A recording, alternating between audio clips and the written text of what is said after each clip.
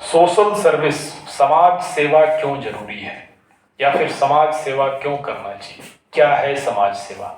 बहुत सारे लोगों को आप देखेंगे नाम के आगे समाज सेवी लगा के घूमते हैं, समाज सेवी फलाना, समाज सेवी फलानी, वगैरह वगैरह। तो समाज सेवा तो बहुत जरूरी है। समाज को, समाज की दृष्टि को देखते हुए, समाज की परिस्थिति को देखते हुए, समाज की स्थिति को देखते हुए कोई एक ऐसा व्यक्ति यह तय करता है कि हम क्या ऐसा देंगे समाज को जिससे कि समाज की दशा और दिशा बदलकर उसकी रूपरेखा को तय किया जाए। तो समाज सेवा ऐसा होना चाहिए जिससे कि समाज में परिवर्तन आए, वास्तविक परिवर्तन आए, समाज सुधार की दिशा बने, समाज सुधार हो, उससे हमारा समाज पहले से बेहतर हो। ये समाज सेवी नहीं केवल लगा के हम घूम रहे हैं समाज सेवी समाज सेवी समाज सेवी, उससे क्या परिवर्तन होगा? उससे कोई परिवर्तन नहीं होगा। तो समाज सेवा में भी समाज सेवी बनकर एक योग करते हुए, योग से हम चाहे समाज को परिवर्तित करना, पूरे व्यक्तित्व बदल सकते हैं और समाज को बेहतर कर सकते हैं। तो समाज सेवा निश्चित रूप से बहुत जरूरी है। बहुत सारे क्रांतिकारियों ने, आप देखेंगे, इतिहास पढ़ेंगे, यदि वास्तविक इतिहास, मैनिपुलेटेड इतिहास नहीं, जिस इतिहास से छेड़छाड़ किया गया वो इतिहास नहीं, यदि सही इतिहास पढ़ेंगे तो आप देखेंगे 4 से 6 लाख लोगों ने अपने प्राणों की आहुति देकर सर्वोच्च बलिदान दिया, समाज सेवा करते हुए। एक एक व्यक्ति एक एक घर में जागृति फैलाते फैलाते तब जाकर ये देश की आजादी बच पाई है, स्वतंत्र हो पाया है।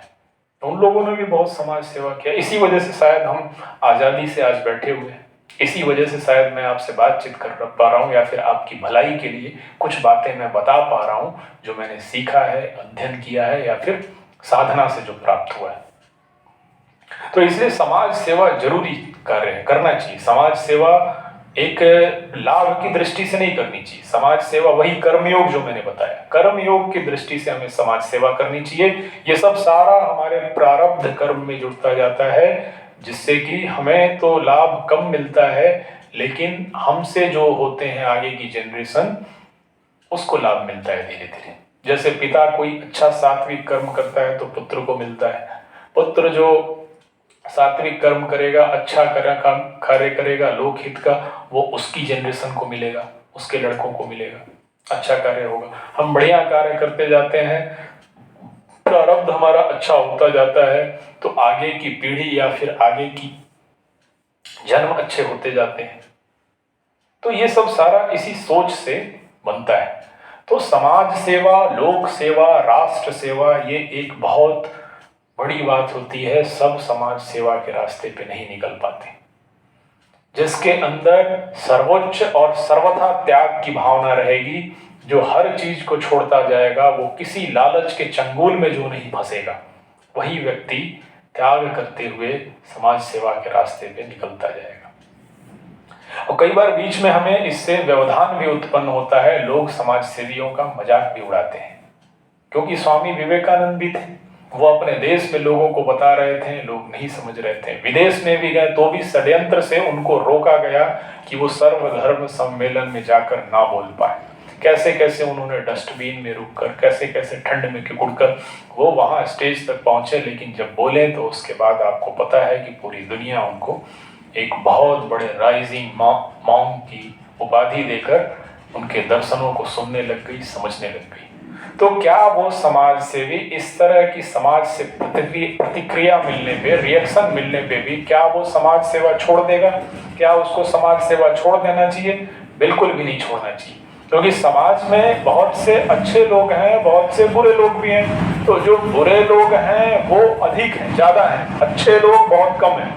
तो हमें अच्छे लोगों को देखते हुए, अच्छे लोगों की भलाई के लिए, उनकी रक्षा की, उनकी सुरक्षा के लिए संकल्पित होकर लंबे समय तक, अनंत काल तक कार्य करते रहनी चाहिए। उसमें असफलता मिले या सफलता मिले, सफलता तो निश्चित रूप से मिलना है एक ना एक दिन।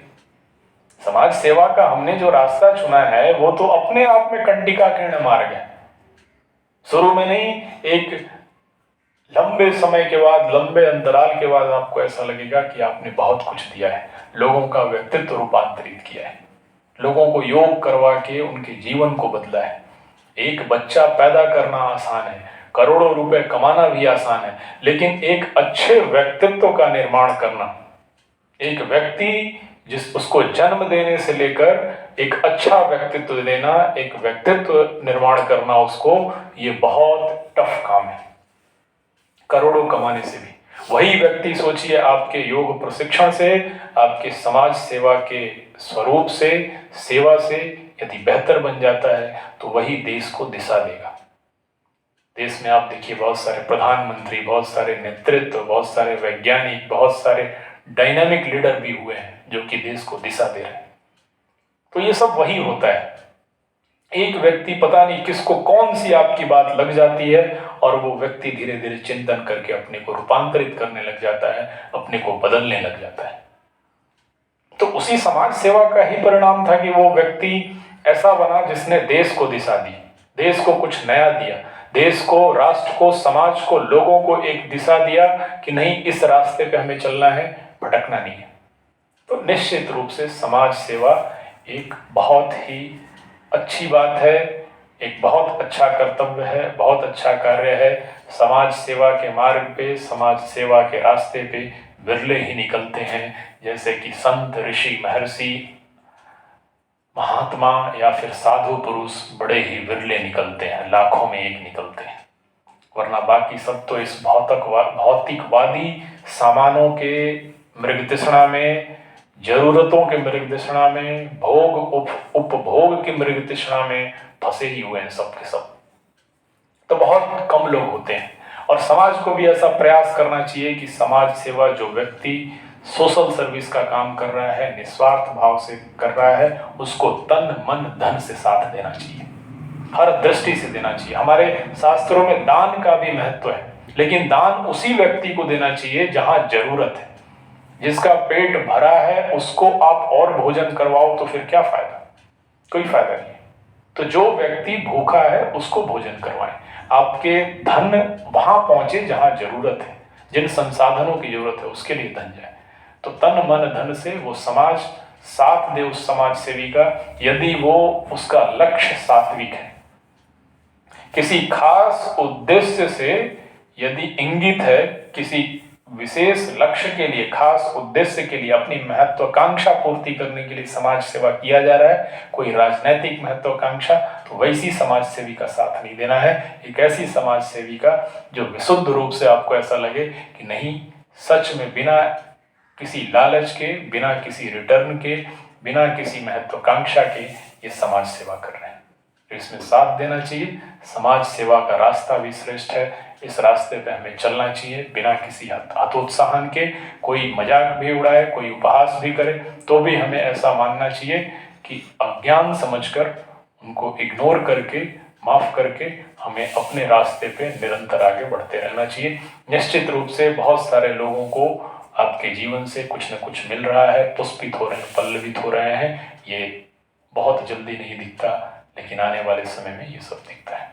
तो इस तरह से समाज सेवा के रास्ते पे चलते रहें, और समाज सेवा का जीवन श्रेष्ठतम जीवन में से एक है।